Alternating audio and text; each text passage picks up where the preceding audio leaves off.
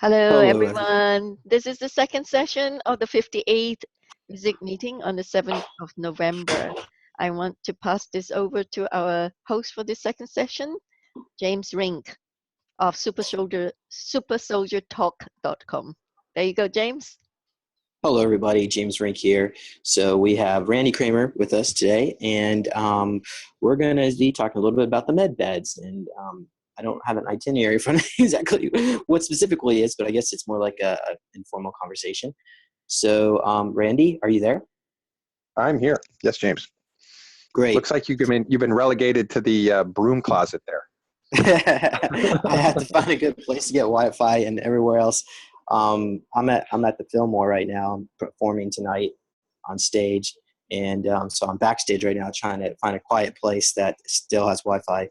But anyway, so if you don't mind that, it's just pretend it's a green screen behind me. But yeah, so thank you, Randy, for joining us. So why don't you? I missed the first session, so you're going to just.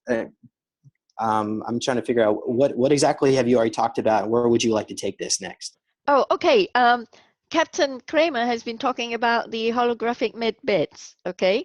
And now I think he would possibly want to touch on the subject of, which is very relevant to FESIG, the Free Energy Special Interest Group, about the electromagnetic gravitational, anti-gravitational propulsion systems that you had remembered very well when you were in service with the SSP.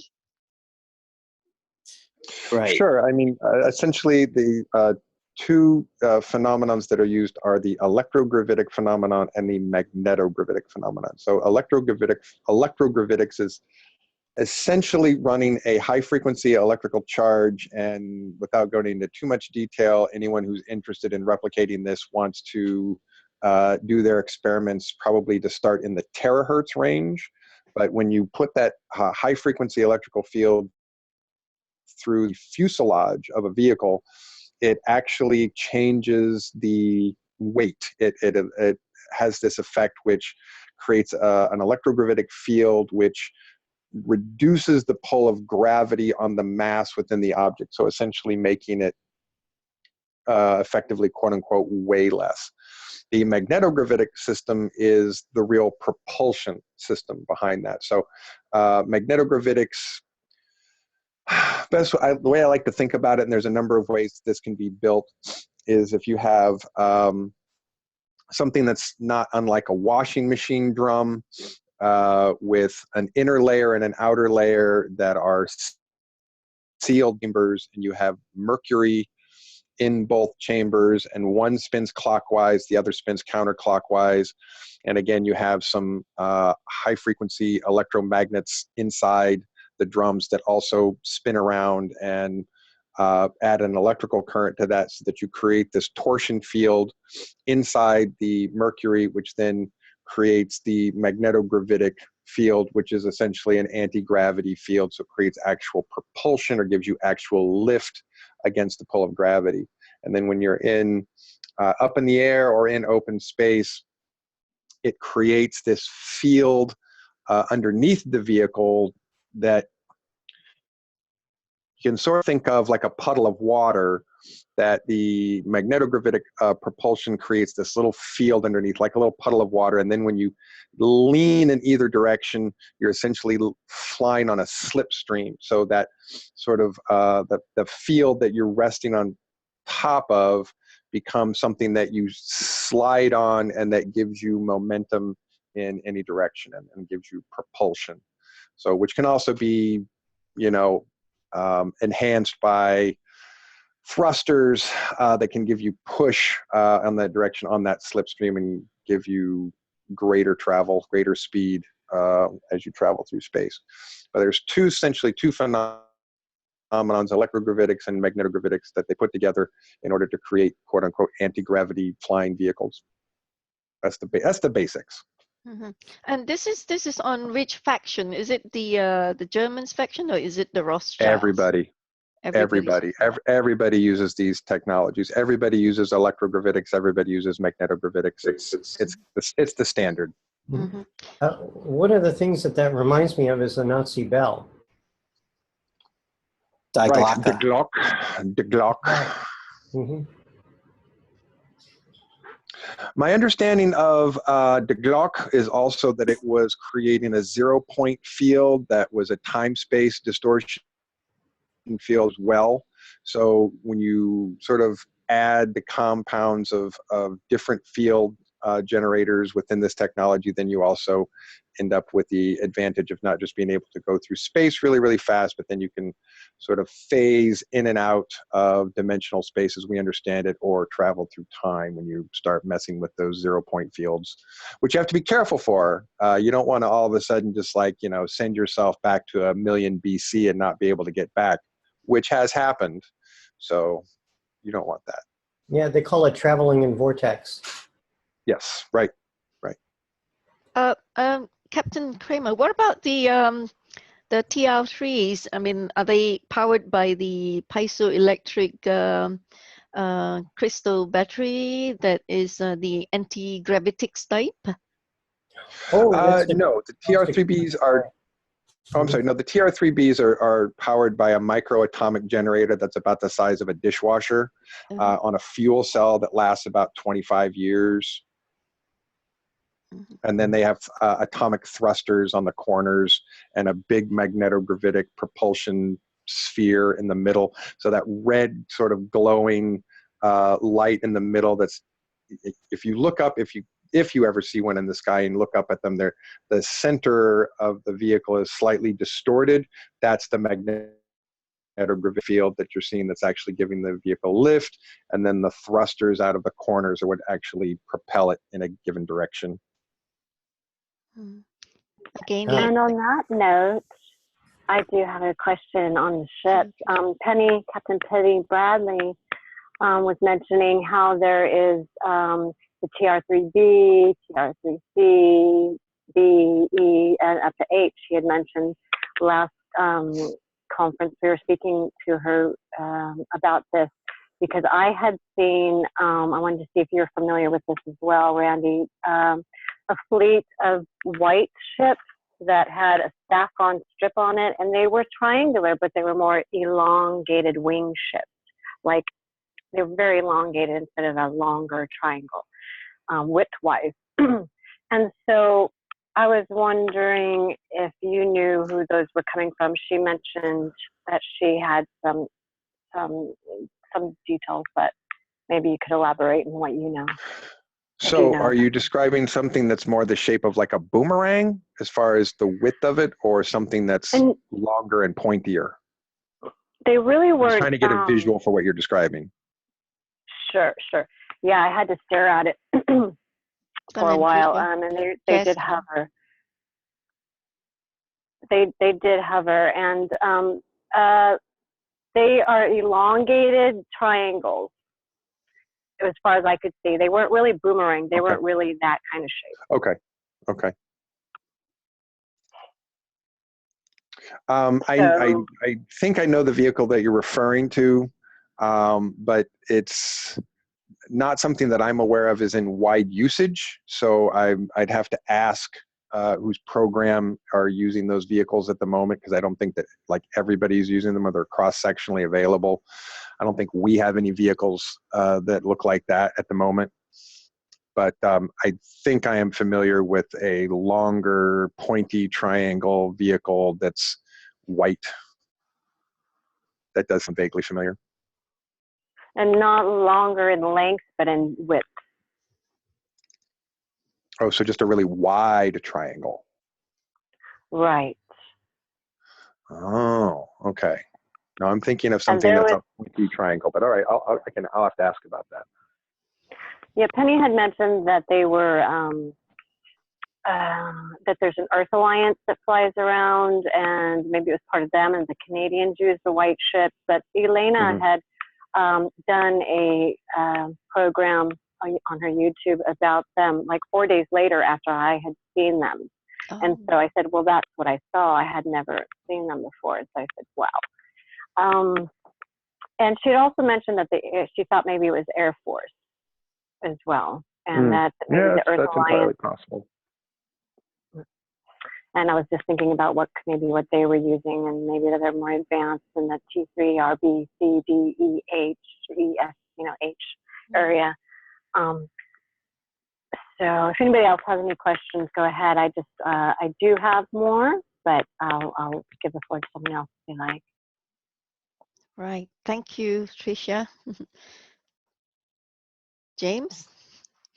So what's going to happen to the airline industry, the commercial airline industry in the United, well, not just United States, worldwide, if this technology was brought forth to the public? Could they retrofit those crafts, or would basically they would all be mothballed? Anyone? Randy, maybe?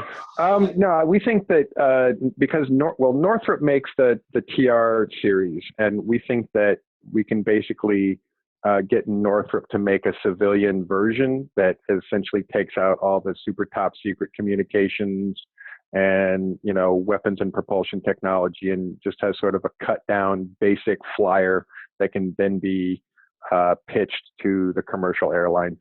For sure, we think that can totally happen. We'd like to see that happen.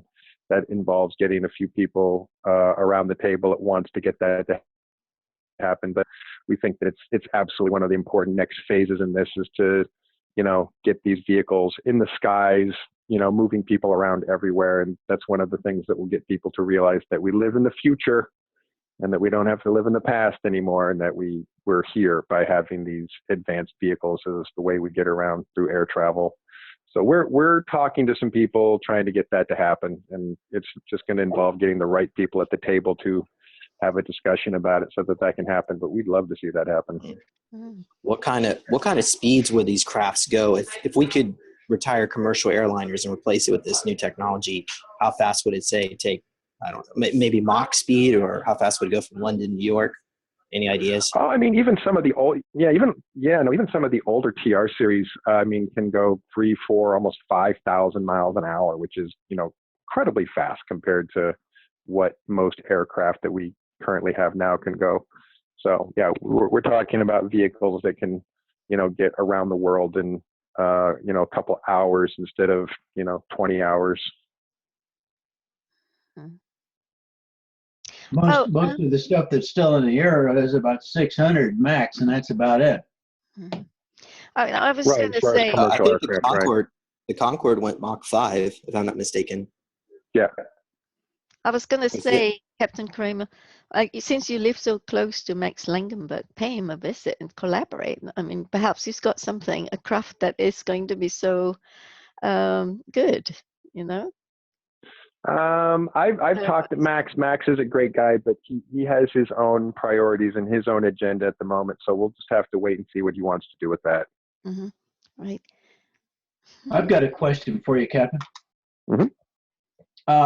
About two and a half weeks ago, I was out on my nightly walk. I go out usually between 2 and 5 o'clock in the morning. I walk about 4 miles, about 6 clicks, and I observed a craft I'd never seen. I've seen several different types of UFOs recently. Usually some very small ones, emitting a white light. But this one was really unique because it was teardrop shaped, and it was emitting a light from the large part of the teardrop. In other words, the point was at the rear. It was propelling itself forward, the wide part, and it was propelling itself with a light that was sky blue. And I had never seen a craft like that before in my life, ever.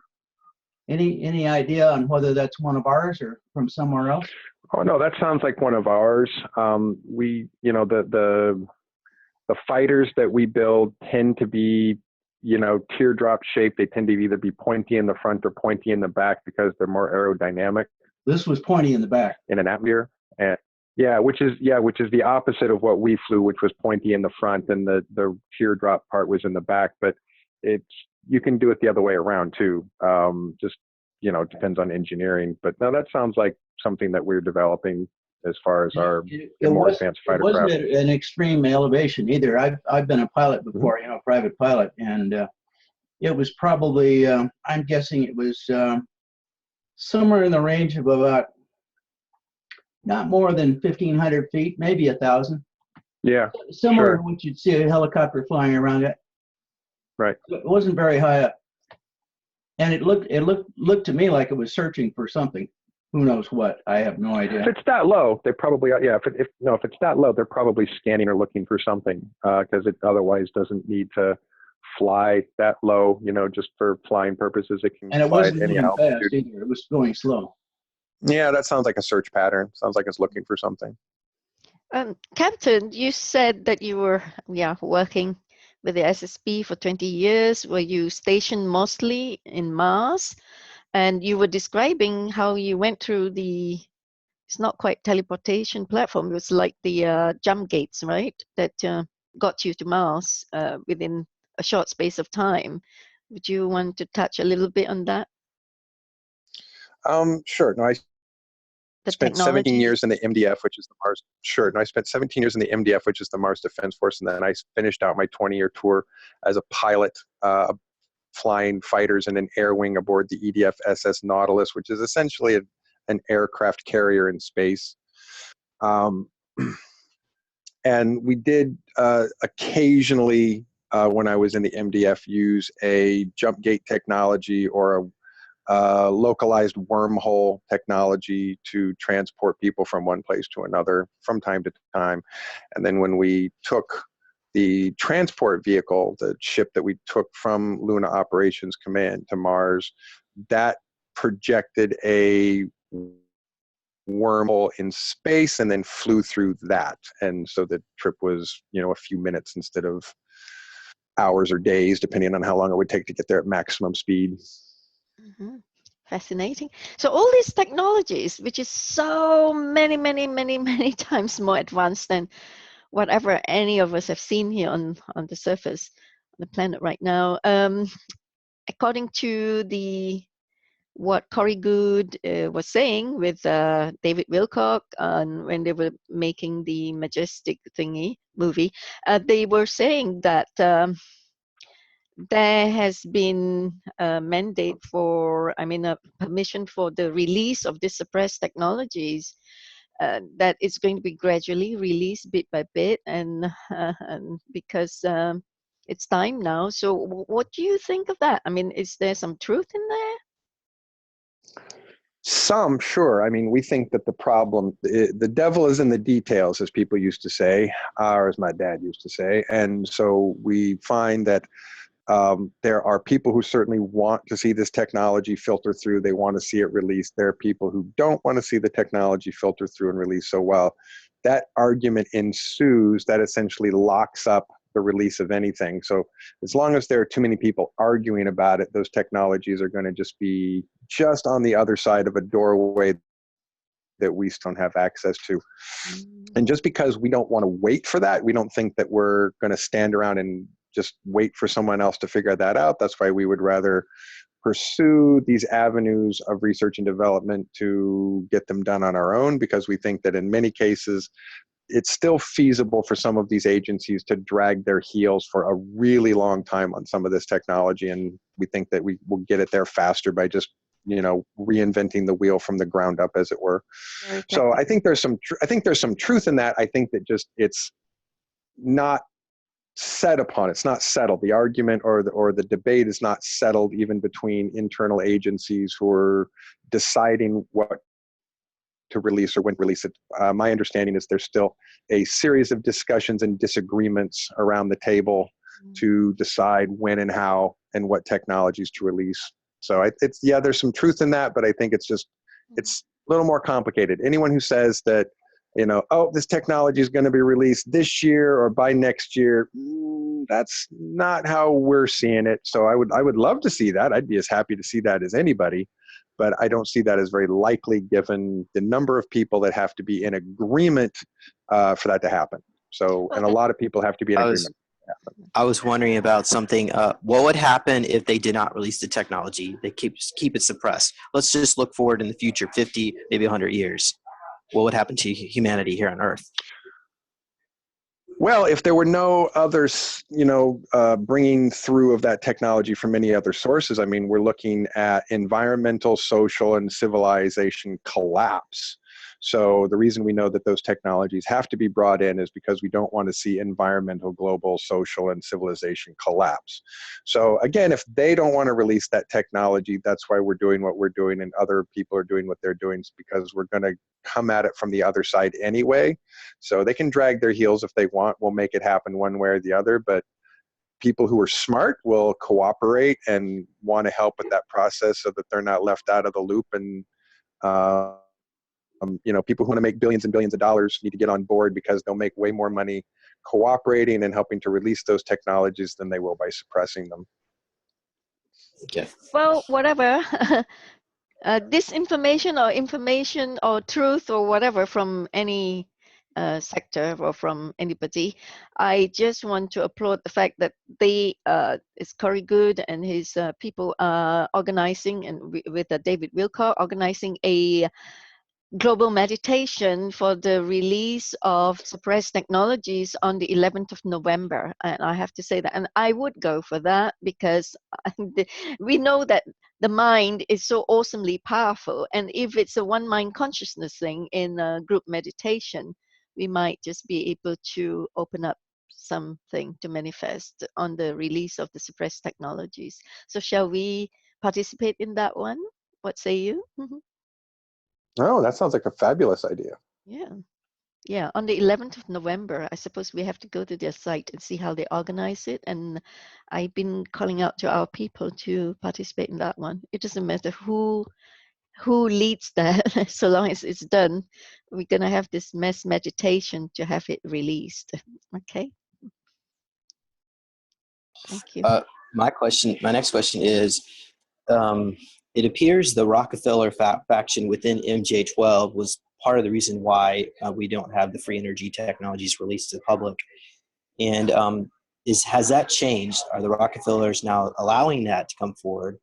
And also, what do you think about Stephen Greer's organization, considering he's also connected with the Rockefeller Foundation? That's a difficult issue, but we would think, based on the information that we have at the moment, that while traditionally the Rockefellers and the Rothschilds have been, let's just say, unfriendly to everybody and more friendly to themselves, that again, we're starting to be able to explain to them that, look, if we don't change this now, you guys are going to miss out on, quadrillions of dollars, quintillions of dollars over the next half century, that, will make your families more poor and less rich, which they don't want that. They want to be more rich and less poor. And so the Rockefellers, we would suggest at this time that we've got them on the side of understanding that this has to happen. There has to be a protocol to move forward. And so they may be resisting some things or maybe doing things a little slower than we'd like, but we think that they're being at least part of the solution right now and not so much part of the problem. I think it was a big deal and very telling when they divested all of their petro money and got rid of all their oil investments, basically divested out of oil. That was a sign, for them to say, we're not doing this anymore. We're not being on this side anymore. We're getting away from fossil fuels, and we're not even going to be on the side of people who are making money off of fossil fuels. We're going to go this other direction. So we'd like to think that they're more on our side than not on our side at this moment, but they're mostly on their own side. And I think we've just done a pretty good job of convincing them that if they want to be on their own side, that it will behoove them to cooperate with this process, and that they'll do better over a period of time than by resisting the process. Mm-hmm. So I don't want to necessarily call them good guys or bad guys. Let's just say at the moment we believe that they are cooperating for a positive end result because it serves their own interest to do so. Right. Eliza has some questions for you, Captain. The first one is for Randy is, have you heard of the Nautilus magnetic thruster? I've heard of magnetic thrusters, but that's a specific name I don't think that I've heard referred to. But again, I'm not a tech head for a lot of that stuff, and so it's not my specialty. It's something I have more general knowledge than specific knowledge about, but I've certainly heard of magnetic. Yeah, and this thrusters. one, it's something that Paul Laviolette talked about that actually had a larger energy density than the shuttle main engines that Professor Athanasios Antikas did in Greece. He was also working on a Type 2 thruster, but he intentionally screwed up the experiment on that one. And I found that to be very interesting that he did that. So, very. Yeah. And the other thing was that there's a guy by the name of Alan Holt. This is going back to 1981. And he put out a paper in the Second International Symposium on Non-Conventional Energy Technology.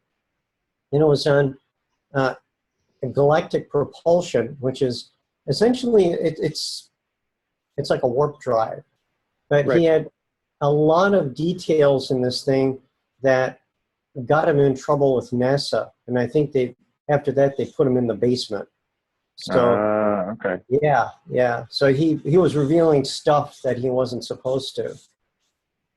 Gotcha. Yeah, go against the grain, man, and you become the tallest nail, and the hammer hits you on the head. So, Randy, talking about that, you're the one who's going against the grain right now. We're bringing up. No, except that I'm sanctioned.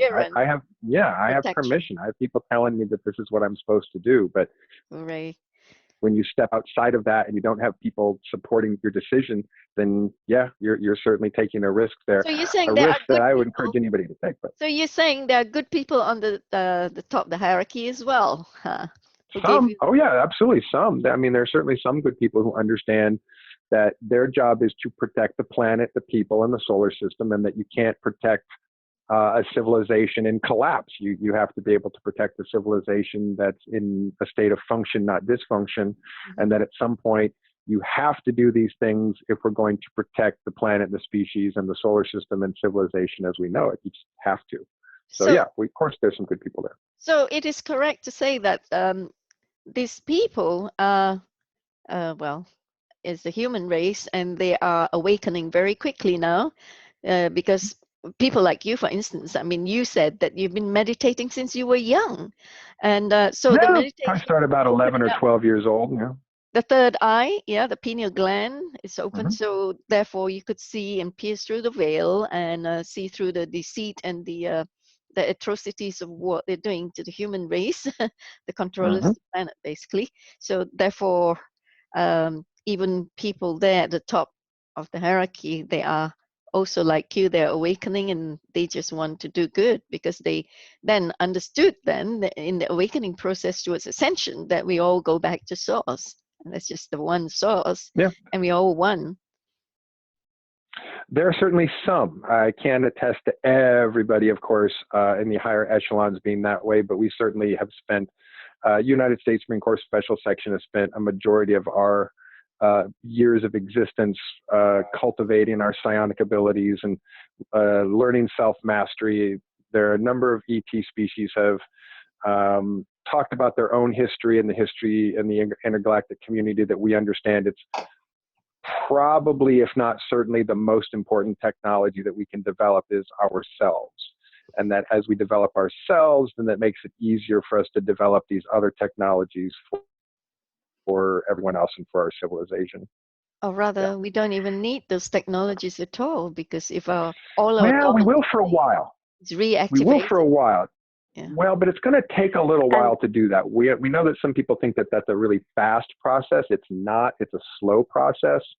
So it's still going to take a while for us to develop ourselves and our minds to not need spaceships. We're going to use spaceships for a while before we don't need them. But it's a continuing process that you just have to be on that journey of development and self-mastery, and having a lot of people participating in that. But it's going to take a while. So it's not like, we shouldn't be building spaceships because we're all just going to be able to teleport with our minds in a few years. No, we should be building spaceships because we'll all be able to teleport with our minds maybe in a couple of centuries. But it's going to take a while for the species to get there. Captain, what do you see as far as looking ahead, as far as companies like Monsanto and its glyphosate killing the planet? Well, there's actually, I think someone just pointed out recently that there was a lawsuit that was won against Monsanto. Monsanto lost. Oh, there was. Yeah, and they had to pay $280 million, something like that.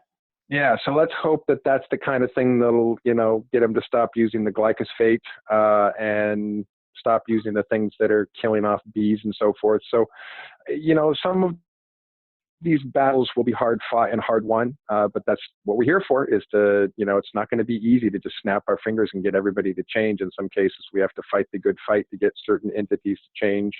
And there are people who are fighting that good fight. So I consider that a victory in the right direction. And I think companies like Monsanto have a short-term profit model, which is not going to last long-term. So, at some point they're going to start losing money, or they'll go bankrupt doing what they're doing, and they may be making large profits for now, but it's not going to last. So they're owned by they'll Bayer have to now. change at some point. They got bought out by Bayer probably because of all the lawsuits they've already mount. Oh, that's interesting then. Okay, so that's it. Which is a German pharmaceutical. Change a guard there that could. Yeah, right. Yeah, they're building next to my area, and hopefully that'll be transmuted and transformed soon. That may help explain a lot of the low-flying helicopters that fly above me all the time. Do you have any insight on low-flying helicopters, Randy, and what they're used for? I live near 2 military bases. I have low-flying helicopters flying over every day. So depending on where you are, it's just a norm. I mean, I can go outside on any given day, and if I'm outside long enough, I will see a low-flying helicopter flying, nearby or overhead or around the area. Yeah, so we're near 2 military bases, and we see them all the time. Oh, I want to call Pontus. Oh, sorry, Trisha, you carry on then. Yeah.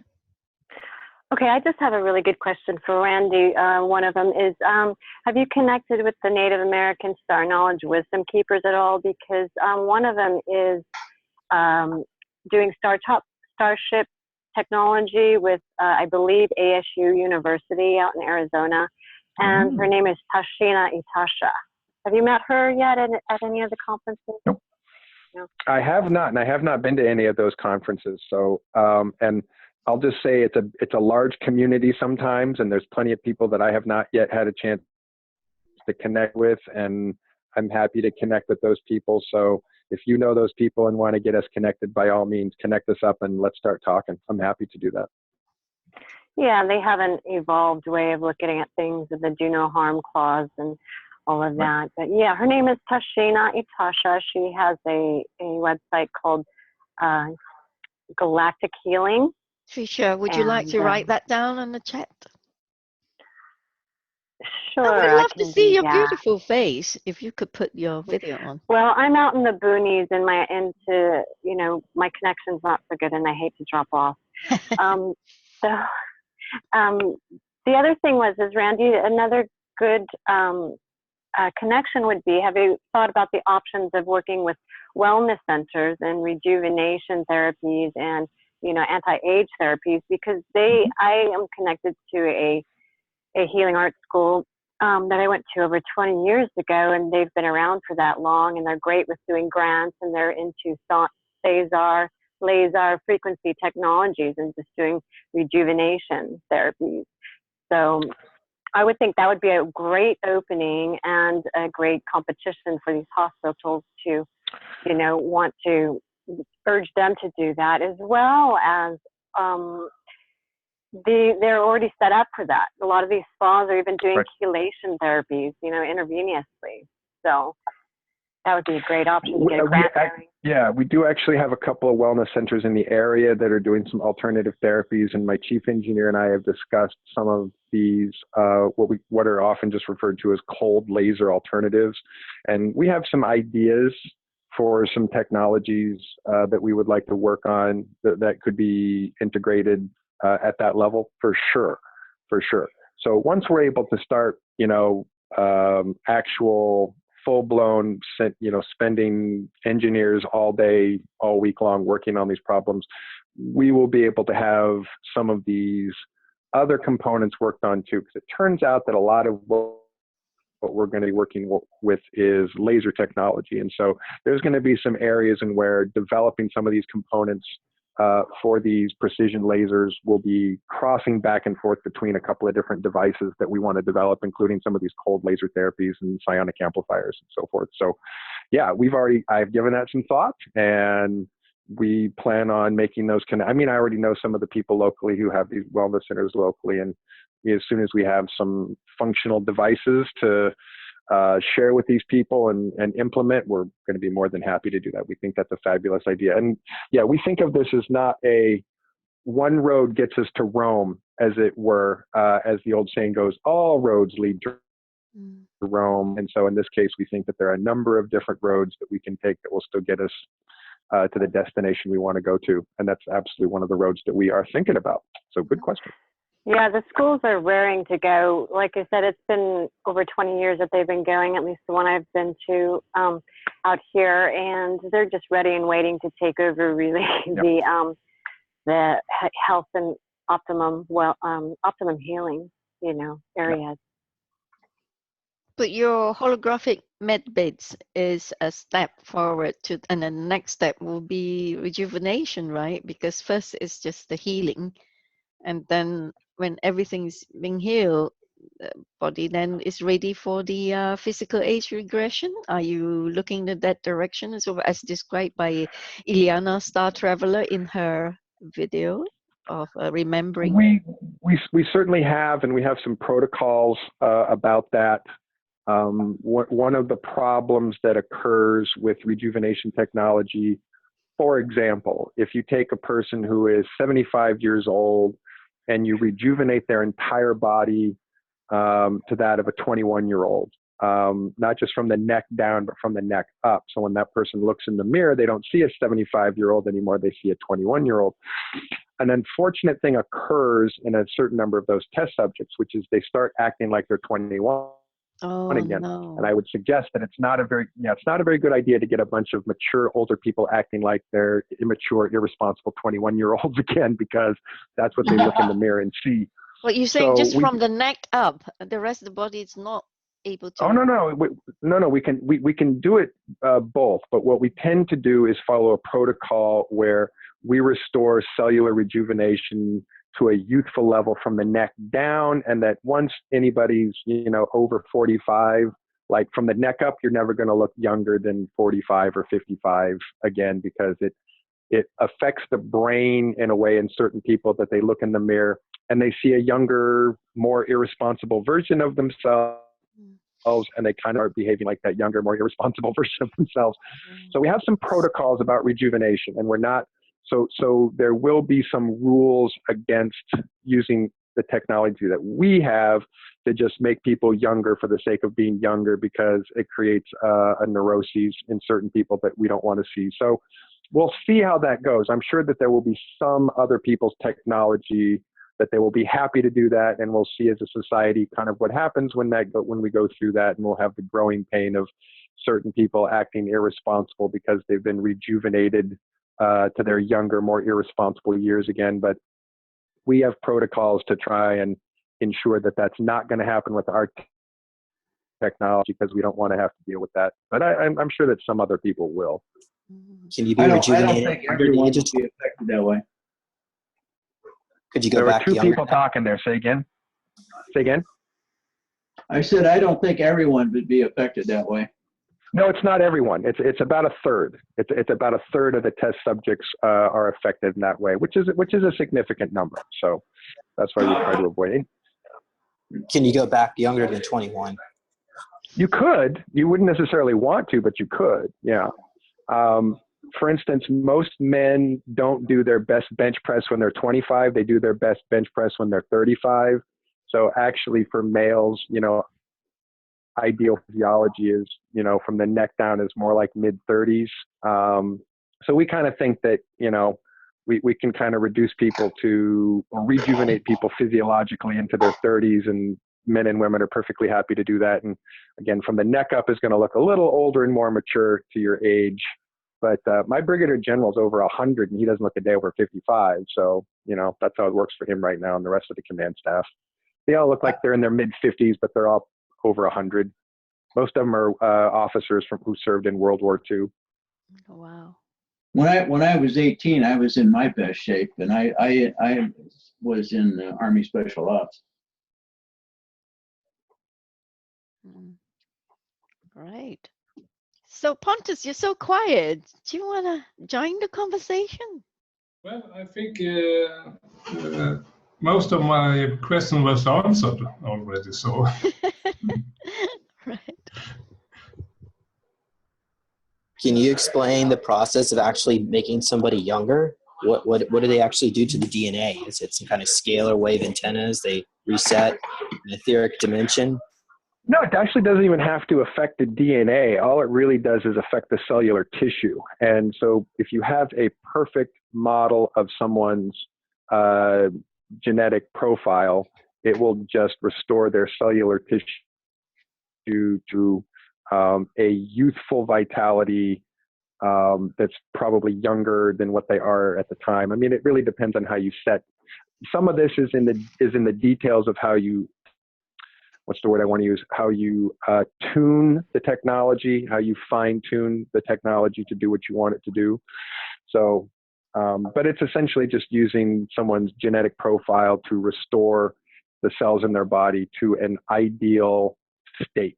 So at my age, you know, late 40s, if I were to be using this technology on myself, we could fine tune it to, you know, rejuvenate the cells in my body to whatever we want to tune it to, which for me, again, I'd be perfectly happy to, you know, have my 35-year-old body back.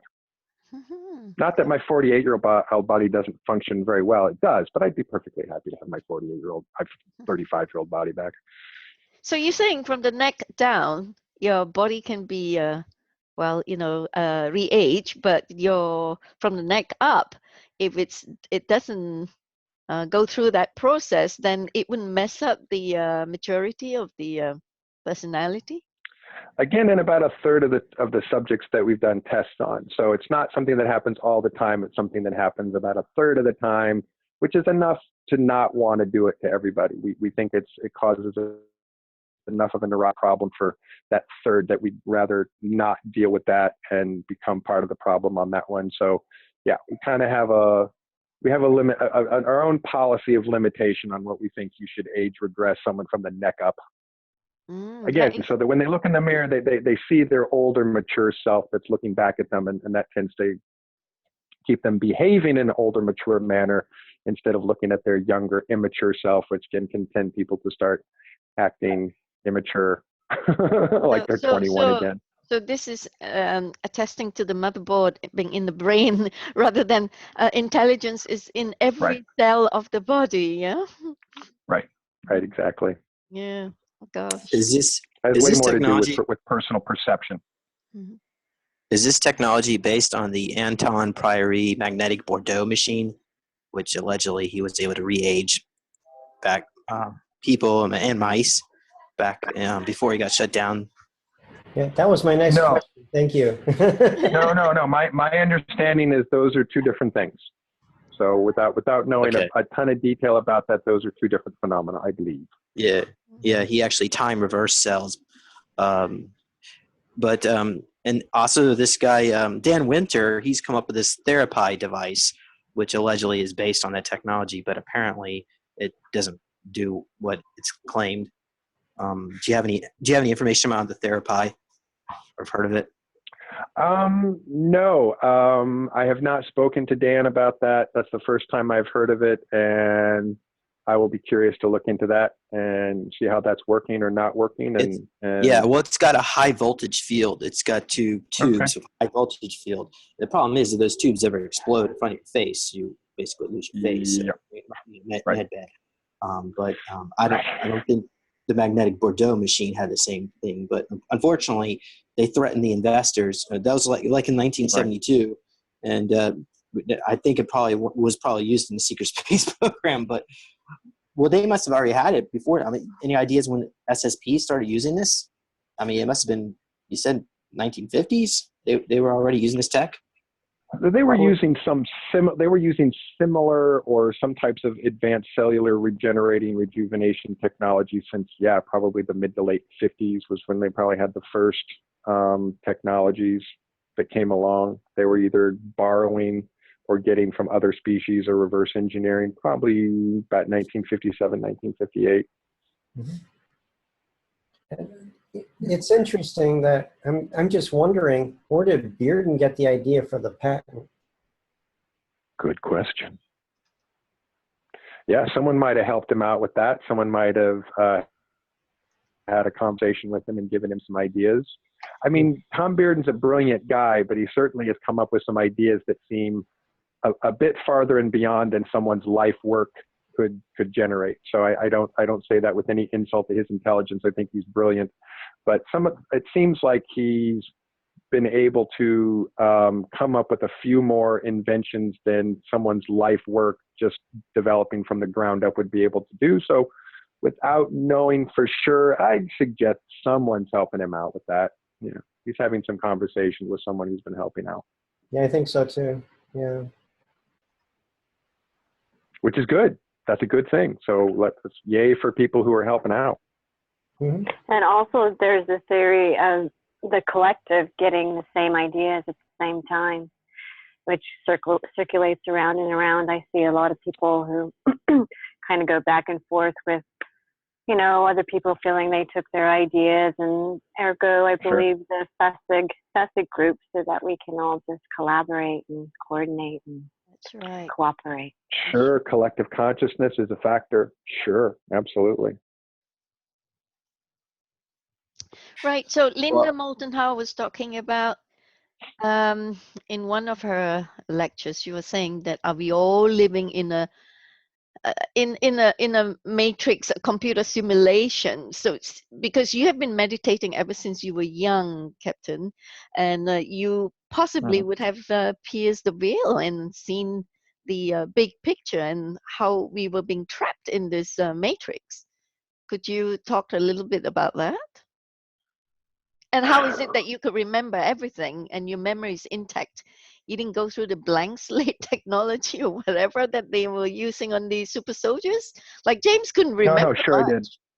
No, sure I did. The main factor in my case was that I was engineered and programmed to self-repair. And most people are not engineered and programmed to self-repair. So the minute that I was brought back from my 20-year tour is the minute that I was compelled on a personal level to start seeking out ways and means and techniques to self-repair and to get my memories back as soon as possible. So I started getting, you know, what I would say were flashes of memory almost immediately from returning of my tour, which took about a decade to get to a point where it was much larger chunks of information that started to, you know, paint a picture that was a little more like, oh, this is what's actually happening. And then it was probably another 10 years beyond that to total recall. So it's about a 20-year process, but about halfway through that, I would say I had, you know, enough memory to indicate, you know, what was going on, at least in a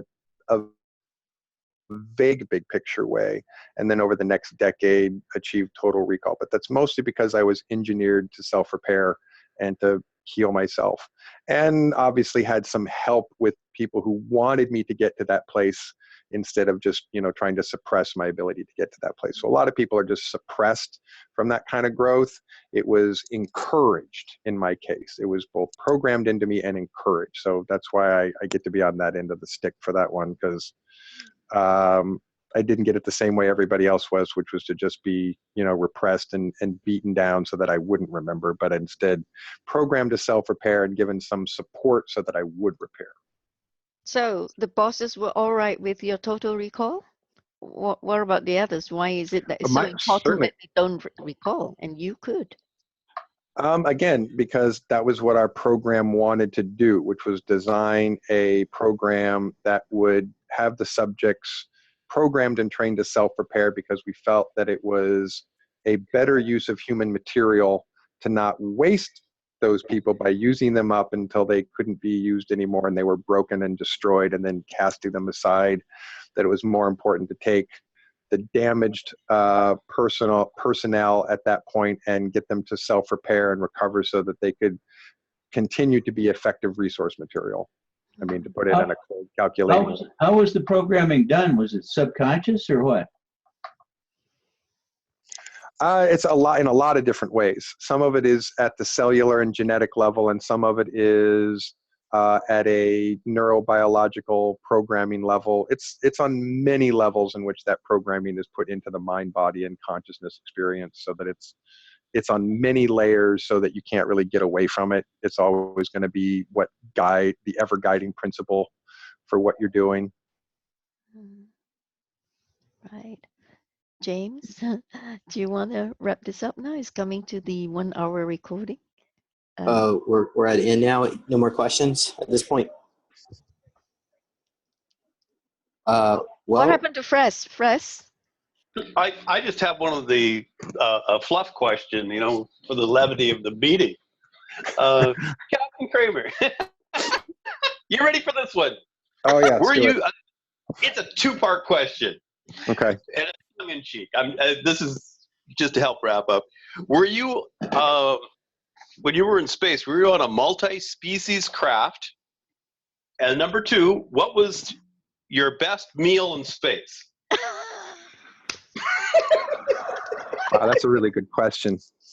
So first answer to that is no, not a multi-species craft or vessel. It was all terrestrial humans. And probably my best meal that I ever had in space, I got to eat dinner with the captain one time, and it was prime rib. So I don't know where they got it, but it was really good. Thanks. Prime rib of what? Yeah. Which well, animal? hopefully it was beef cows, but I mean, you know, it could have been from something else that tasted like beef cows, but it was prime rib. It was good. I mean, I don't know. Could have come from anything for all I know, but you know, tasted like beef, looked like beef. Could have come from a strange planet you're not aware of. Exactly. Could have come from a herd animal or something, you know, some of raised meat product from some other world. I have no idea. I mean, I really can only even human for all you what know. people tell me. Probably not I don't think it would have been human because it tasted like beef and not like pig. And since the Maori used to call us long white pig, I think that humans taste like bacon. Oh. So it didn't taste like pork or bacon. It tasted like beef. I don't think we taste like beef. Apparently pigs have human DNA in them. Right, yeah, or vice versa, yeah. So, yeah. No, rattlesnake tastes like chicken. Everything tastes like chicken.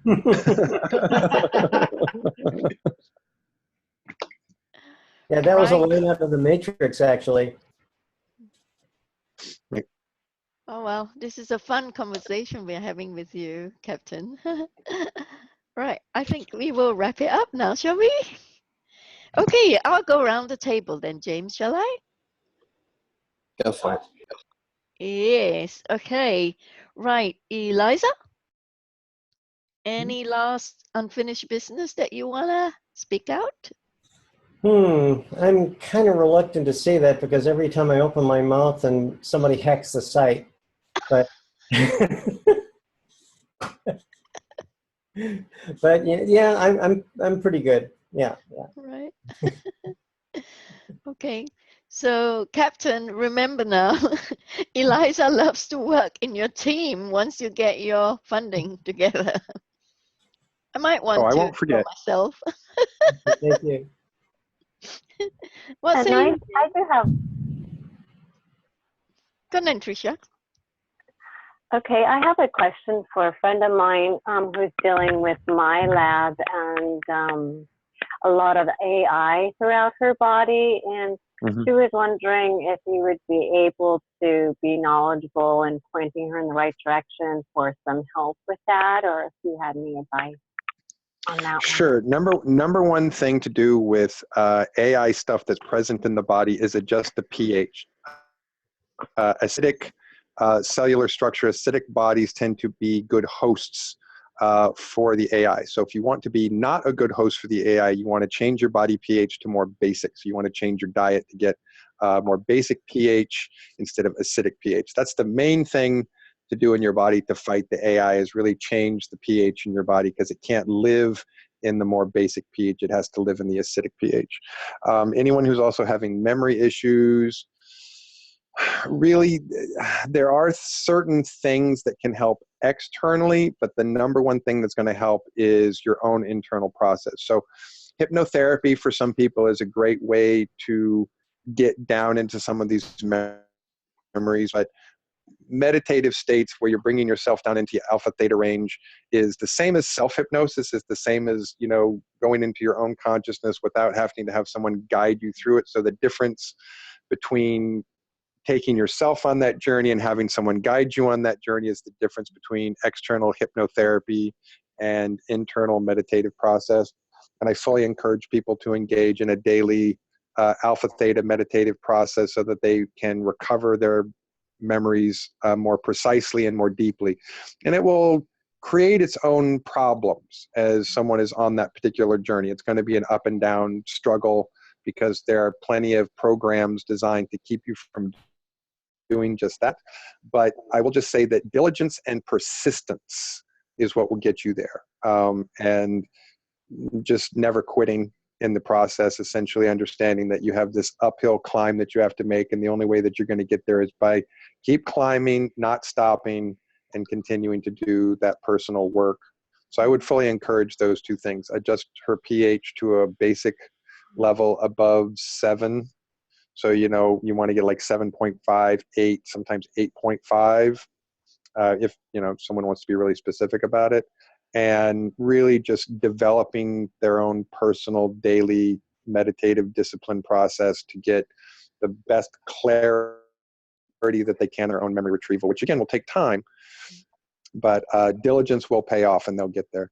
There are some other things that I can do personally. If you want to get that person connected with me, there may be some things that we can do to accelerate that process, but the majority of it is going to be doing those two things.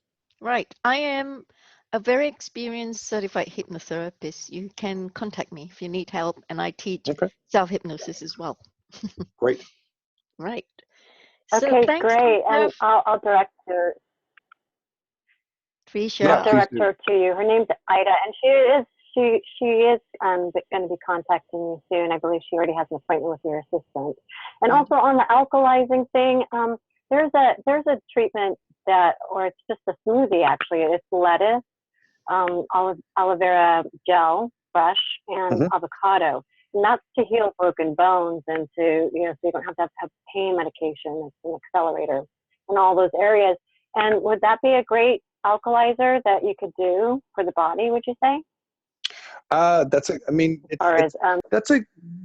a good start. I mean, a lot of it is eliminating things that are acidic in the diet and increasing things that are more basic. So most people just have to do an assessment of their own diet, look at what they're putting in their diet that's, you know, acidic. Two good examples that I certainly have an issue, you know, with are sugar and caffeine. I love sugar and I love coffee, and those are things that will tend to make your pH more acidic.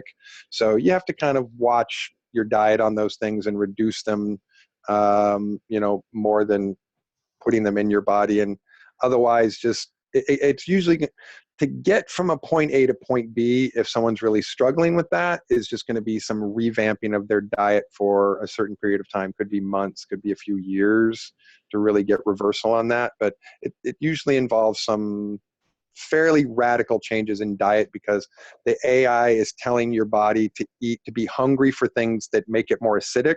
So you're going to have urges and cravings that are going to be lead towards more acidic pH. So you got to turn that around. And it can be a difficult process, because you're going to have to go against the cravings and urges that your body's going to want to eat and consume. Honey's still a lot better for you than sugar. Far better. Right. Diet. Thank and you. I'm looking forward to the day when we have only good, healthy foods that will support these efforts. Sure.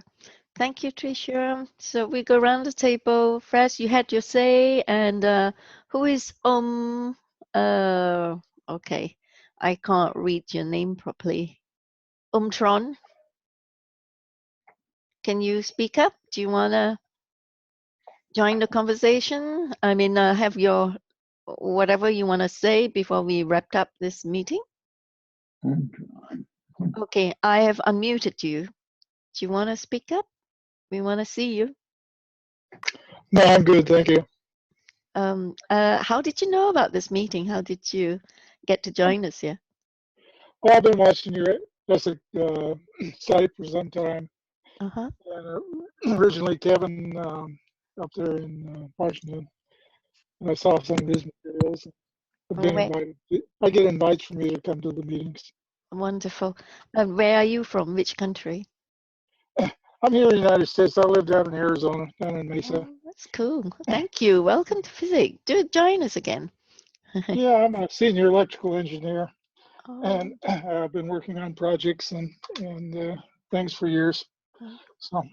So if you could go to the website and click on join us, then I can then add you to the list. So you will get a report and the of the meetings and the invitation, the official invitation to join the meeting. I don't get your name. It says here your Omtron. Is that your name? That's my handle. My name is Paul. Paul. Paul, welcome to FESIG. It's really lovely having you here. Right. Pontus? I enjoy the conversations. I've been pretty busy the last 6 months working on a project. Oh. So, but I got a break now, so I get a chance to tune in to some of these things. And isn't that wonderful? Thank you so much. And do share and spread the word, okay? Thank you, Paul. I do. Thank you. That's lovely. Pontus, you want to say anything? Well, thank you. I'm fine. Okay. And Thomas, your turn, Thomas. Yes, actually, I did want to say a few things. First and foremost, Captain, thank you so much. You know, you guys are, you know, pioneers of, you know, we're all the same, you know. You answered a, I guess, a subliminal question that I had without me even asking it about my pain. And I knew lowering my pH down from such an acidic level and superoxygenating my blood with food grade H2O and stuff like that would help out a lot. And I've got some. I just have chambers. Just real quick, hyperbaric chambers are also good for that too. That's also going to hyperoxygenate your blood and your cells. Those are a good idea if you have access to one of those. Yes, I wish I did have access to that. I'm actually dirt poor kind of my whole life. Don't like money. Don't really care about money. And I was, you know, I remember some things from a few other lives. And I know that I'm a very old soul. I know that I've, you know, done a lot, seen a lot, and been through a lot, even here on this planet. And I usually don't, you know, come out and say things like this out in public and everything, which, you know, because most of the sheeple, or I'm sorry, most of the people out there are not acceptable. You know, they're programmed, they're constantly being programmed, and they're constantly, you know, being hit with some of these 5 gigahertz ranges and just completely being controlled. And excuse me, they really actually think that they're in control of their own life and stuff, and they're not. And then they get aggravated when anyone questions them because, well, like you stated, you know, they don't like to be told no. You can't say that or do that. And but I'm with you, brother. Let's get all this out there. I'm not doing it for the money. You know, I know no one else heard this during the break or anything. But you know, from the 7 times that I've died, well, you know, that's a man-made term, death. You can't really, but I have learned quite a bit about, you know, things that are to be and things that will be. And I just want to say, you know, thanks, man. I really appreciate, you know, what you're doing, what you're going to do. And I don't know you on a personal level. I honestly don't know anything about anyone in here except for Pontus. Thanks to him for the invite. I'm sorry, Crystal. Yeah, thanks. Thanks, Crystal, for the invite. Thank you. You're welcome. And yeah, I just want to say I really appreciate it. You know, there's not many people out there that have the cojones, if you want to say that inappropriately. You can say that. No, you can say that. Stand up. You know, stand up. And I'm one of those people. Well, I'm sorry, I just cussed myself. I am one of those entities. You don't want to kill me. You kill this body, you're going to be in trouble. If I could remember everything, I believe everything would change very fast. And I am going to get with you, Crystal. Yes, thank you. After this, and I want to keep in touch with all of you guys. I believe that, you know, everything happens for a reason. I believe that with all of my heart. And maybe I'll come visit you tonight while we're sleeping. You're most welcome, brother. It's so wonderful having you here with us. Thank you for joining us and choosing to be with us tonight. I mean, it's nighttime. Thank you very much for that. Appreciate that. And thank you, Randy. I mean, Captain Randy Cramer, you are wonderful. You are one of the bravest people we have seen and heard and talked to now.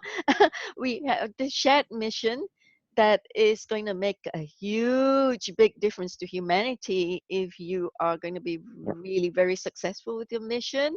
And we thank you for choosing to come here on the planet to do this mission for humanity. Thank you. Namaskar. Thank you. My pleasure. I am both duty honor bound and bound for my love for my planet and my people to do my work till the day I die, which will probably be a very, very long time from now. So you're very welcome. I'm happy to be here and part of the solution and not part of the problem.